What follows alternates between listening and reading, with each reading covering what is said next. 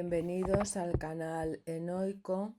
Vamos a terminar hoy el tema quinto, como siempre, con el tema de cultura, esta vez la época clásica de historia. Como os dije, primero vamos a ver los temas de cultura, la historia, para situarnos bien y así poder entender mejor la cultura y, por supuesto, la lengua.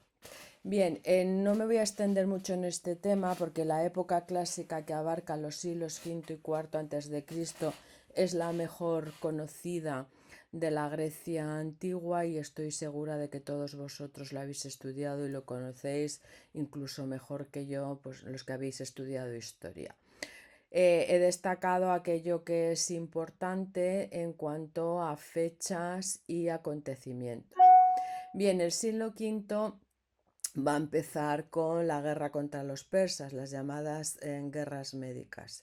Se abre con esta gran confrontación de las ciudades-estados frente al gran imperio persa, el cual en su proceso de expansión hacia Occidente había ido poco a poco engullendo todas las ciudades-estado y todas las culturas, tribus y naciones de Asia, incluida por supuesto las ciudades griegas de Asia Menor.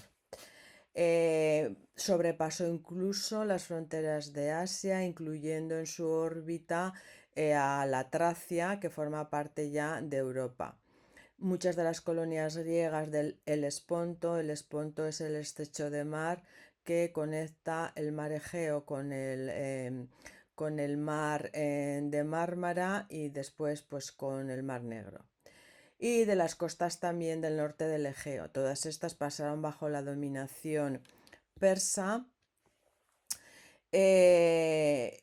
quedando limitadas de forma considerable su autonomía política y sus posibilidades comerciales. Entonces esto evidentemente generó muchísima tensión en toda esta zona.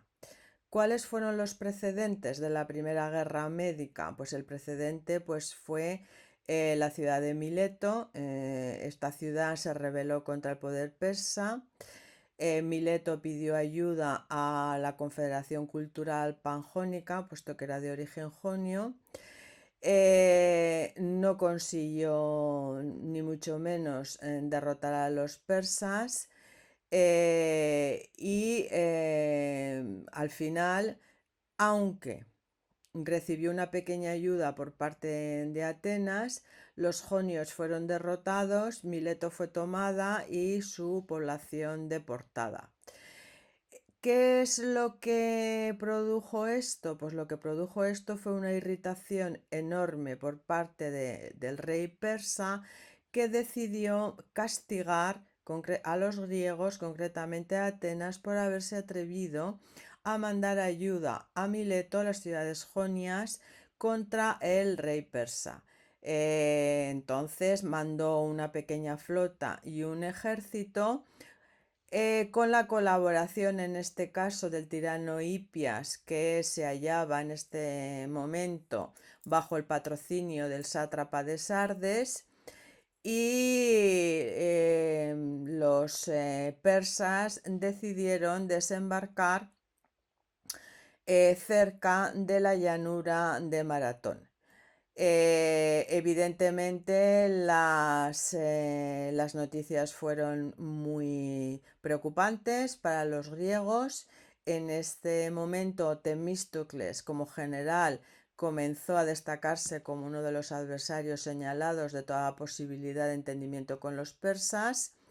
Esta postura, es decir, la postura de no llegar a acuerdos, era característica del clan aristocrático de los Acmeónidas, y al final, pues bueno, digamos que se impuso y Milcíades también colaboró como gran general a la hora de establecer la estrategia que llevó a los griegos a vencer. El primer choque se produjo en Maratón en el año 490.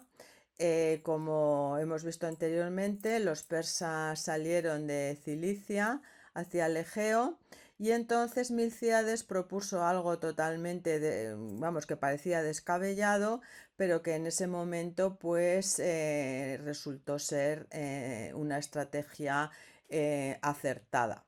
Es decir, Milcíades propuso que en lugar de esperar a que llegaran los persas a Atenas y hacerles frente, era mejor sorprenderles saliéndoles al encuentro en la llanura de Maratón.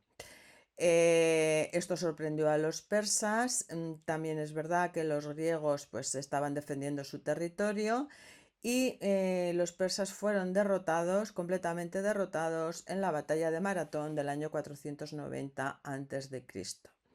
En esta batalla, por ejemplo, luchó Esquilo, gran trágico, y quedó grabada en muchísimas mentes griegas como la hazaña gloriosa por antonomasia del Estado ateniense, una en la que una pequeña ciudad-estado pues logró nada menos que derrotar al imponente e impresionante imperio persa.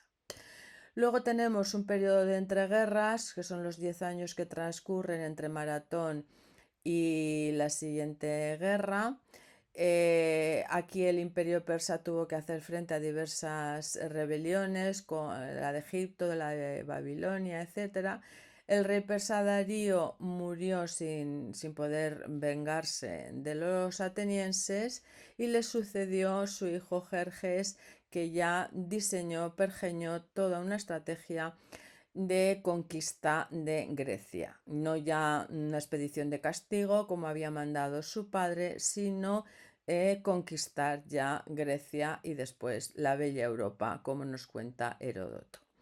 Bien, en la siguiente guerra se produjeron varios enfrentamientos, pero realmente pues los más destacados son los de las Termópilas y luego pues Platea. El de las Termópilas es muy conocido, realmente nunca una batalla tan poco importante desde el punto de vista estratégico fue luego tan destacada desde el punto de vista, digamos, de la propaganda y de la moral que infundió a los griegos. Las Termópilas es un paso porque obligatoriamente tenían que pasar los persas, los cuales habían conseguido evitar el escollo del mar construyendo un puente de barcas. A través de ese puente, el ejército persa, Heródoto nos cuenta que durante 7 días, mañana, tarde y noche, estuvieron pasando todo el ejército y todas las tropas auxiliares, el habituallamiento, etcétera, de los persas. Cuando llegó la noticia, los espartanos enviaron un pequeño contingente a cuyo frente estaba el rey persa, espartano Leónidas, que durante días consiguieron cortarles el paso, pero después, debido a una traición, se encontraron con el ejército persa por detrás, les habían cortado la retaguardia y el rey Leónidas dejó marchar a los aliados griegos y él, junto con sus 300 hombres, pues se quedó hasta que murieron todos defendiendo las Termópilas. Los persas consiguieron pasar, llegaron hasta Atenas, los atenienses evacuaron la población, que se refugió mayoritariamente en las islas colindantes, y aquí es donde Temístocles, el gran estratego, era consciente de que las mejores posibilidades de conseguir la victoria pasaban por el combate en el angosto espacio de la bahía que formaba la isla de Salamina frente a la costa del Ática, en lugar de una lucha en alta mar. Se las ingenió para atraer el interés del rey hacia dicho lugar, enviando un falso traidor para que informase a Jerjes de la supuesta huida de las tropas griegas, y Jerjes cayó en la trampa, y cuando entró con su escuadra, pues el reducido espacio del lugar le impidió todo movimiento. Allí le estaban esperando todos los barcos griegos y el resultado fue victoria para los griegos y la destrucción total de la flota ateniense. Un año más tarde ya tuvo lugar la batalla definitiva terrestre en la ciudad de Platea, en la que se unieron todos los pueblos helenos y derrotaron por completo al ejército de Jerjes. En el curso del mismo año, la flota griega cruzó el Egeo hacia Asia Menor y pues en distintas batallas, digamos que ya consolidaron la hegemonía griega sobre el mar y el ataque persa había sido definitivamente rechazado y al menos de momento su amenaza dejó de estar pendiente sobre el mundo griego. Es decir, por segunda vez los persas fueron derrotados. Consecuencias de la guerra. Sin duda alguna, el engrandecimiento del prestigio de Atenas, el afianzamiento del sentimiento patriótico ateniense que resultó del proceso de exaltación continuada de una victoria difícil y trabajada, y Atenas evolucionó hacia una democracia radical gracias al poder ascendente del colectivo de remeros que en tanta importancia había tenido en la victoria final de Salamina. A lo largo del periodo que va de este año del 479 al año 462, se diseñan las líneas fundamentales de la historia griega del siglo V.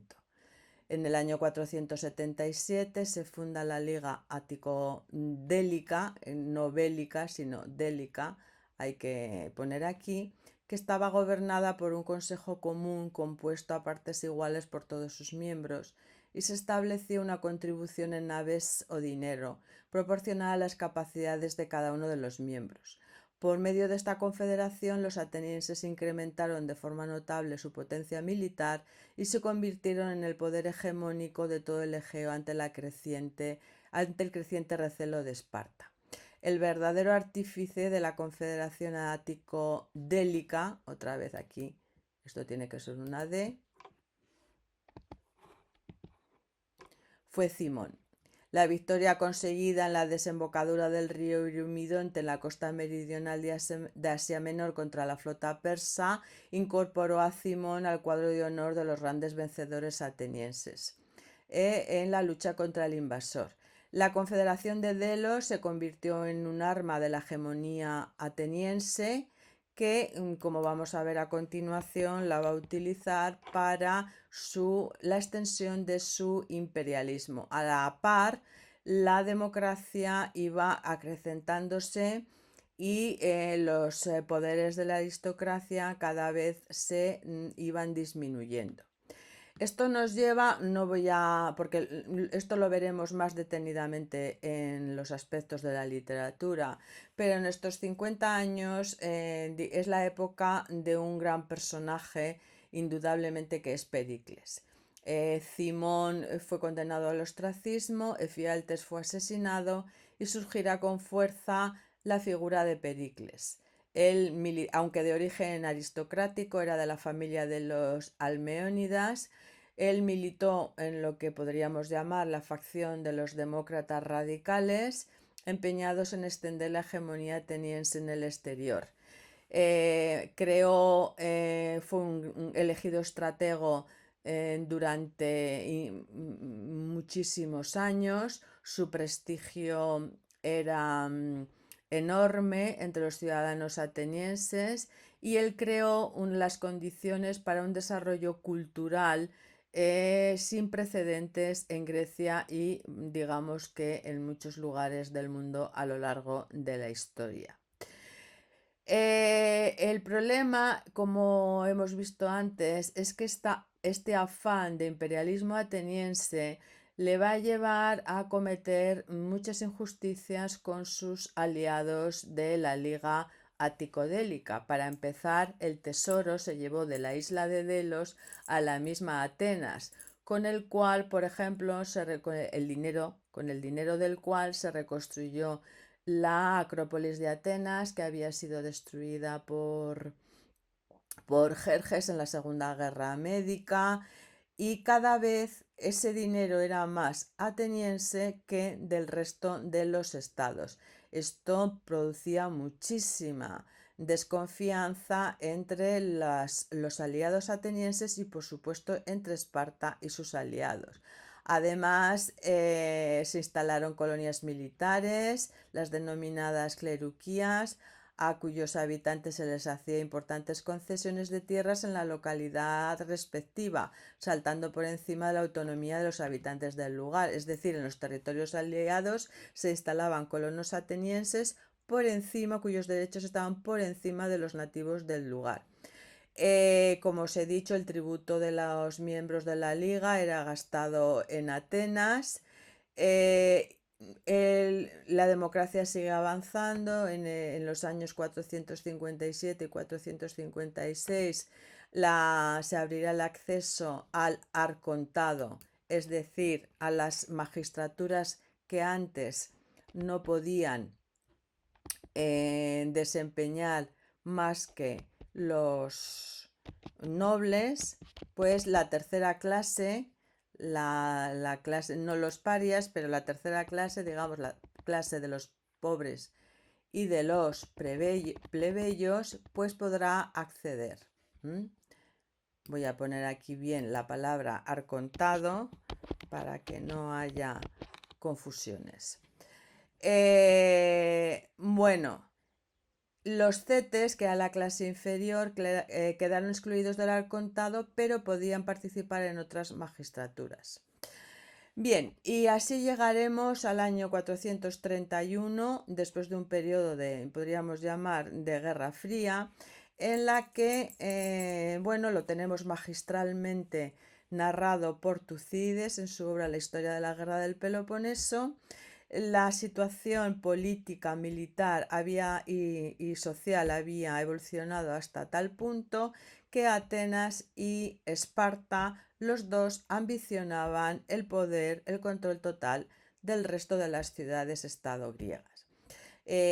Tucídides también nos va a explicar la diferencia que hay entre el pretexto para una guerra y la causa verdadera. El pretexto será pues la ciudad de Corinto, la lucha por la ciudad de Corinto, que era aliada de los espartanos, pero la causa real es que ya estas dos distintas concepciones de la política y del mundo habían tomado ya la decisión de que no querían someterse al otro y que querían imponer su modelo sobre los demás.